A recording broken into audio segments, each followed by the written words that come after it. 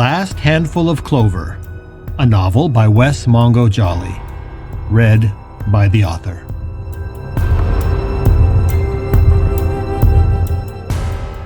Book 3, The Stone in the Stream.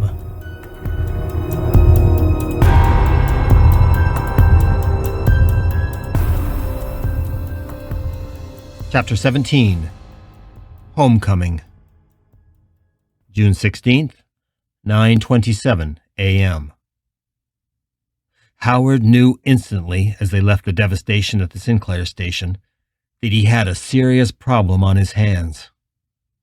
Keith was almost catatonic and was only being kept on his feet because Pill had one arm looped around him and was hugging him tightly against the right side of his body. But even though Keith looked numb and unresponsive, Howard was more worried about Pill. The big man's spirit had been broken by the death of his wife, and Howard thought he actually looked somehow smaller, even frail. He still towered over them both, but that tower now seemed more like a crumbling monument. They left the conflagration in a run, but they hadn't gotten more than a block before Pill slowed to a shuffling, almost zombie-like gait. Howard knew that if he didn't get them all off the street soon, it was likely that Pill would just sit down on the curb and refuse to move, leaving them vulnerable to whatever predator ghost wandered by. The refuge they found was an unlikely one. It was an Einstein Brothers bagel shop on the corner of South Temple and E Street. It had been looted, and all the windows were busted out, but the structure was still relatively intact, and most importantly, there was a long counter inside, behind which they could get out of sight. To his relief, neither Pill nor Keith argued as he guided them into the building, and then helped ease them down behind the counter. Instantly, both men allowed the tears that had been blocked behind the shock to emerge. Keith buried his face under Pill's massive chin and wrapped his arms around the big man's chest, looking as if he wanted to literally crawl into the big man's body and disappear. Pill, for his part, squeezed Keith to him so tightly that Howard worried he might crack the smaller man's ribs. But at least, to his relief, they both sobbed silently. Howard himself felt lost and embarrassed, as if he shouldn't be part of this scene at all. The two men were so overcome by their shared grief that just being in the same room felt like a violation of their intimacy.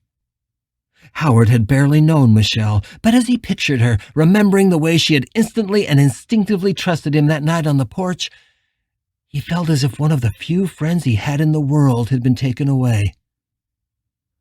But despite his grief, he wanted to shake the two men, to tell them, and himself as well, that they needed to pull it together if they hoped to survive this.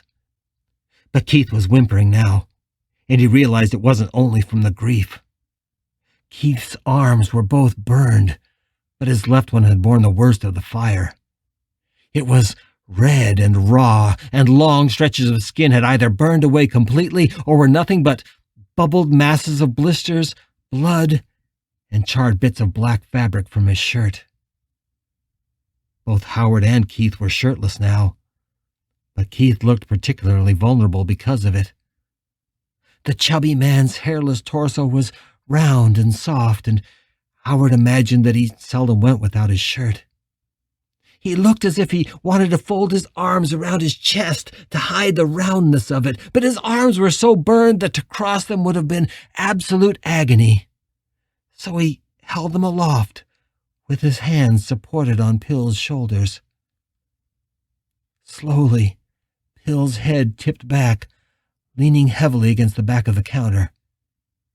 His eyes looked empty and hollow, as if there was nobody at home in the big man's soul. Eventually, Pill looked down and saw Keith's arms, and he wordlessly began to shake, as if he was at a loss for what to do. Keith was shaking now as well, and he might be going into shock. In a cabinet under the counter, Howard found an old apron and tried to cover Keith's burns, but the touch of the cloth was too much for him, and he cried out. Maybe that's a good sign, Howard thought. The man is still together enough to respond to pain. Pill finally looked up from Keith, and his eyes focused. He seemed to be replaying what had happened in his mind. "The ghost," he croaked. "The one who... It wasn't Justin." Howard tried to speak calmly and gently, not wanting to trigger any more emotional pain in either of them. "No, it wasn't Justin." "You said it was a little girl," Bill continued. "Yeah, it was a little girl in a pioneer dress, like from a couple 100 years ago, maybe. I've seen her before. She's the one that helped Justin break out of the jail.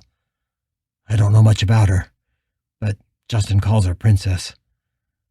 I think she's insane." He expected Pill or Keith to ask more questions, but they didn't. Keith was more alert now, and he was gazing numbly at his burns. "Maybe it's just a coincidence," Howard said, realizing he was chattering nervously. "That it was her, I mean. But I can't stop thinking that she was targeting us specifically. She knew I could see her. Before she ran, she looked at me and she said we were naughty boys. But then she saw the tire iron and ran. I think she knows what it can do." Keith was looking at Howard now, and it seemed that his mind had actually cleared better than Pill's, despite, or perhaps because of, the obvious pain that he was in. Slowly, he extricated himself from the big man's grip, and the heavy, tattooed arms that had been holding him fell limply to the man's sides. "Howard, what do we do now?" Keith asked, his eyes focused intently on his face. Howard thought it was interesting that Keith was asking him questions rather than Pill. "We do what we said. We get out of here. And we need to get you some help for your arms." "But how can we leave now? Without a car?" Howard sighed heavily. "I guess we'll have to get another. Maybe we can hotwire one or something. Do you know how to do that?" Keith smirked, but even that increased his pain. "Howard, I'm a librarian. That's not in my skill set, I'm afraid." "Big Bird," Pill said. Howard jumped a little. He didn't think the big man was even aware of their conversation. "Excuse me?" "Our car. It's a big SUV. Michelle and we always called it Big Bird. It's parked in front of our house. It's only a few blocks from here, just down the street from Keith and Richard's house." "Do you have your keys?" Keith asked. Pill felt his pocket. "Yeah, right here. But Michelle said that it had even less gas than Richard's car. I don't know how far it will get us." At the mention of Michelle's name, a wave of grief passed over Keith's face, and then immediately over Pill's face as well. They looked at each other, and then Pill pulled Keith's head down onto his shoulder, as if neither of them could bear to gaze for long at the pain in the other's eyes. "The gas doesn't matter," Howard said quickly, trying to keep the conversation from getting mired back in their grief. "We get in it and go. We'll worry about the gas situation if and when we need to. No stopping this time, for anything or anybody." Howard felt suddenly relieved. Although both of the two men still looked dazed, he was no longer afraid that Keith was going into shock or that Pill was going to sink into catatonia. It looked like they were both able to walk, and that they had pushed down their grief far enough that, at least for now, they could function. Survival made enormous demands on the human psyche, and he felt lucky to have found two men who might just be up to that demand. Pill was holding Keith's right, undamaged hand, and Howard realized that any strength they were finding at this moment, they were finding in each other. Glancing up from behind the counter, Howard surveyed the street outside to see if the way looked clear. We can go straight up E Street, he thought. Best to avoid South Temple. Looking out the broken window, Howard could still see the smoke curling up from the gas station just a couple blocks away, and now blowing toward them in rank, dark waves. He was afraid that he'd see that little girl again, but right now he didn't see anybody, living or dead. The way looked clear. Just as he was about to get the two men on their feet, that changed. A matronly woman in a pink house dress appeared, shuffling down the street in her floppy slippers and carrying a cat by a handful of fur. The cat was alive, and it wasn't happy. In fact, it was spitting and clawing at her, and had embedded its teeth and all four claws into the woman's pale, freckled forearm. Blood was streaming down onto the cat and dripping into the street as it hissed and spit and tried desperately to get free of the woman's grasp. Howard watched in horror as the woman stopped just outside the broken window of the bagel shop. She was muttering something low and angry under her breath, but she didn't seem to be feeling any pain from the growling animal she held. But as Howard watched, she used her free hand to peel the creature off her forearm, although the animal took a considerable amount of flesh with it. Then, holding the animal by the back legs, she swung it over her head in an arc and down onto the sidewalk. Although Howard was sure the first blow had killed the poor creature, she continued to beat the corpse against the sidewalk for a full minute. She only stopped when a bullet crashed through the back of her house dress, spraying blood onto an abandoned car and throwing her bodily into the street. Howard ducked back behind the counter, and he heard Pill and Keith take in a breath and hold it as well. He peeked above the counter in time to see what looked like a small group of 6 armed men march down the street. They looked like a group of militiamen or just weekend gun hobbyists. They were all carrying assault rifles and were dressed in a mix of off-the-rack camouflage pants and T-shirts with various right-wing slogans. The only one Howard recognized was a photo of a flag superimposed over the burning World Trade Center and the caption, "These colors don't run." "Great," Howard muttered under his breath and slid further behind the counter, gesturing for the other 2 men to stay silent. "I think I prefer the possessed." None of the gun nuts stopped to look at the dying woman in the street, but just stepped over her writhing form and kept walking. As the men moved away and the woman convulsed, Howard saw the ghost of a heavy-set man dressed in turn-of-the-century finery step clear of her dying body, adjust his tie and top hat, and begin to walk away. It appeared he was following the posse who had killed his host, doubtless planning some bloody revenge. For some reason, what this ghost had done to the cat, using the old woman, appalled Howard as much as anything else he had seen since this all began. And on impulse, he darted silently from the bagel shop into the street and without a word drove the sharp end of the tire iron through the back of the departing ghost's neck. The thing howled, shattered like glass, and was gone. Thankfully, to the rest of the world, this little ballet had been totally silent and had taken no more than 10 seconds. None of the posse turned, and Howard slid silently back to the bagel shop like a thief. To his surprise, Pill was on his knees and watching him over the counter. He had obviously seen what Howard had just done, but to him it must have looked like he was stalking and then stabbing the empty air. He wanted to explain, but saw no point in it, and Pill didn't ask.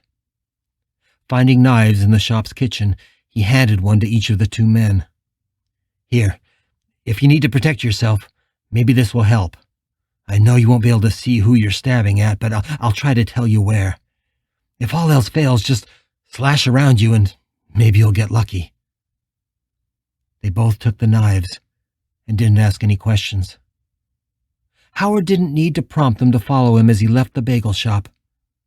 None of the 3 looked at the body of the cat or the old woman as they fled up the avenues.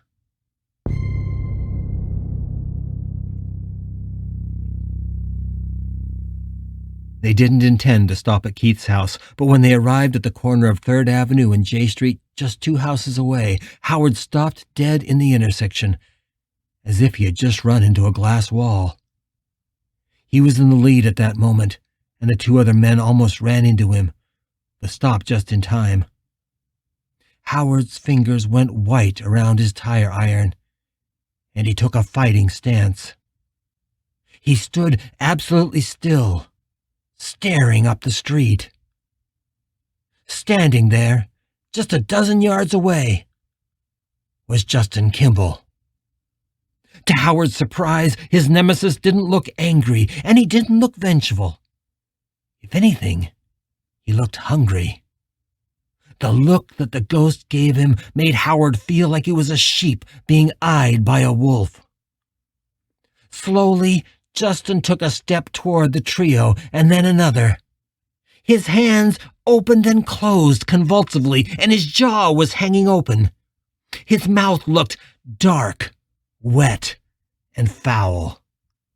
Howard knew that Keith and Pill were standing behind him now and peppering him with questions, but he couldn't hear anything they were saying. At that moment, he saw only Justin, heard only the sound of the boy's footsteps on the hard pavement, and felt only the memory of what the boy had done to him. The aura of Justin's lust was becoming so strong that Howard felt as if he could smell it, like a rank stench that insulted the very air between them. Strangely, Howard felt no fear. But every muscle in his body was flooded with hatred, rage, and an overwhelming desire for revenge. He was so tense that when Pill put a hand on his shoulder, he almost turned and smashed his weapon into the big man. But instead, he just whispered through clenched teeth, "It's Justin. He's back." The demon took another 3 steps and then stopped, his body as tense as a coiled serpent, ready to strike. "Stay behind me," Howard rasped, lifting the tire iron over his shoulder with both hands and gripping it like a baseball bat. He took up a fighter's stance and moved slowly into a crouch that he hoped made him look as dangerous as possible. The ravenous look on Justin's face changed ever so slightly as he focused on the weapon in Howard's hands, his eyes becoming harder, more piercing. And now Howard could feel the man tensing, his ghostly muscles bunching, pooling his energy for the strike. "Stay away from us, you son of a bitch," Howard said calmly and quietly. "I've put this tire iron through your fucking skull twice now, and I'm ready to do it again." To show he meant business, Howard began walking, slowly and deliberately, directly toward Justin. He truly felt no fear now, just blind, devastating hatred. Justin was the first to blink. The tiny smile that he wore faded, and he backed away up J Street. It was just 2 steps. But it was enough to show Howard that he now had the upper hand, and confirmed to him that Justin was far more afraid of him than vice versa. And that slight tipping of the scales was all Howard needed. "This is the bastard who raped me," he thought, "who robbed me of my body, and then used me as a toy, as his sadistic plaything, as his weapon for killing. Well, it's time he sees what kind of a weapon I can be." With a growl, Howard bolted toward Justin, and the ghost's jaw dropped, now in total terror. At first it looked like the boy was going to break and run, but then suddenly his eyes focused, and to Howard's surprise they weren't on him at all. They were down the street, over his shoulder. Howard raised the tire iron, ready to bring it down, but then he heard another voice. It was farther away, but it shocked him into stillness. "Keith! My God!" It was Richard Pratt's voice. He was sure of it. He didn't tear his eyes off of Justin Kimball, but he now heard footsteps running up the street behind him, approaching quickly. And at that moment, Justin finally turned and ran. Howard brought the tire iron down, but the creature was insanely fast, and he scrambled out of range. The metal rod threw up a spark as it hit the pavement, jarring Howard's arm all the way to the shoulder. Before he could lift it again, Justin was more than a dozen steps away and fleeing in what looked like a panic. A very satisfying and desperate panic. Howard whirled around and saw Richard and Billy running up J Street. Richard was still yelling Keith's name, and Billy was trying desperately to keep up. When Howard turned back, Justin was gone, probably between two of the nearby houses, or perhaps into one.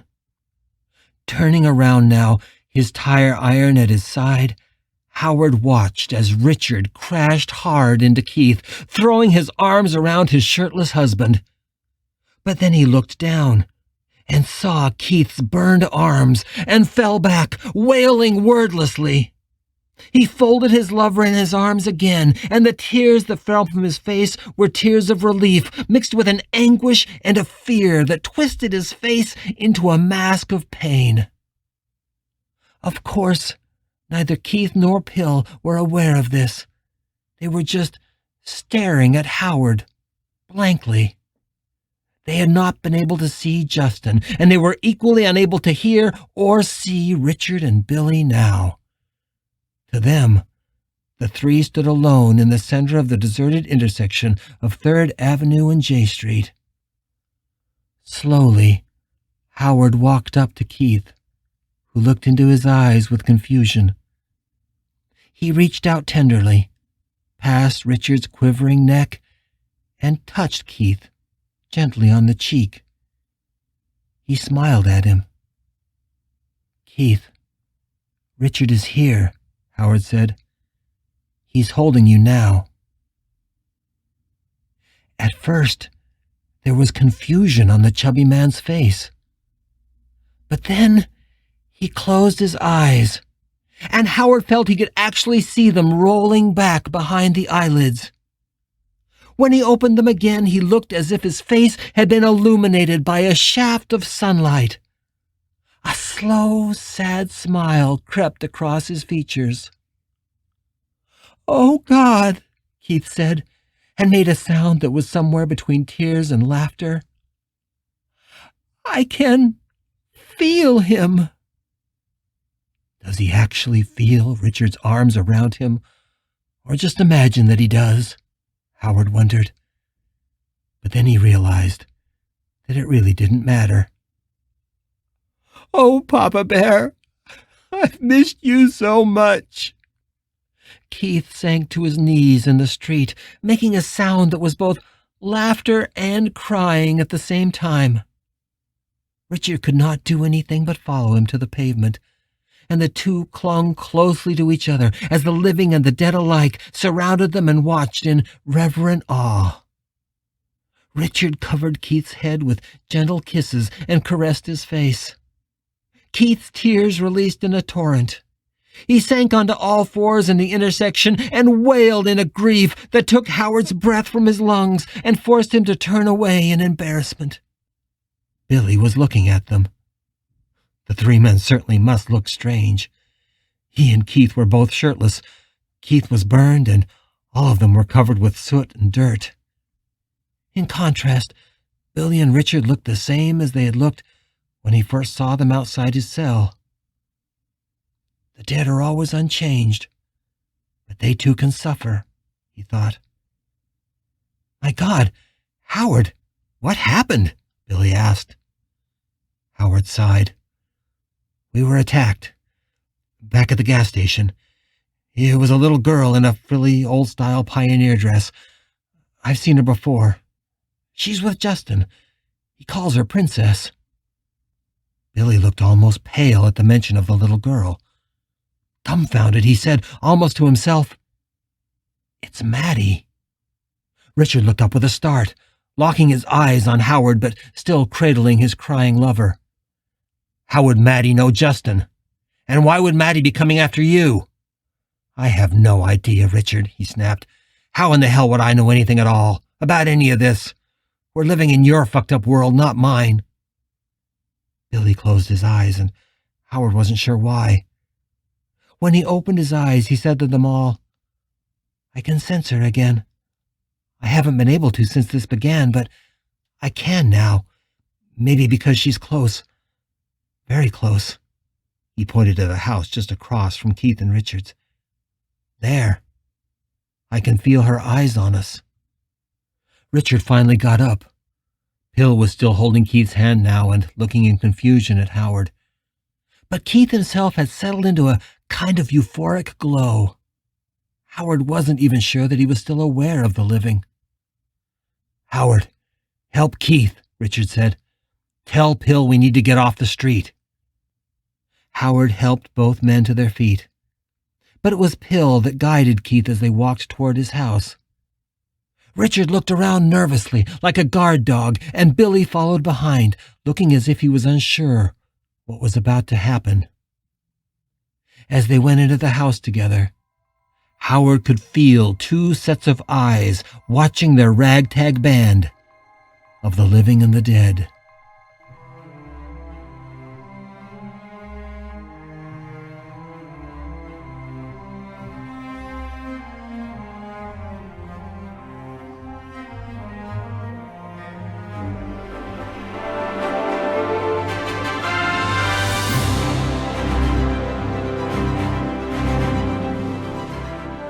You're listening to The Last Handful of Clover, a novel by Wess Mongo Jolley. If you're enjoying this audiobook, please consider supporting the author on Patreon. That's patreon.com/Wess Mongo Jolley. And for more information, check out the author's website at wessmongojolley.com. That's WESSMONGOJOLLEY.com. Thanks for listening and stay tuned for more episodes.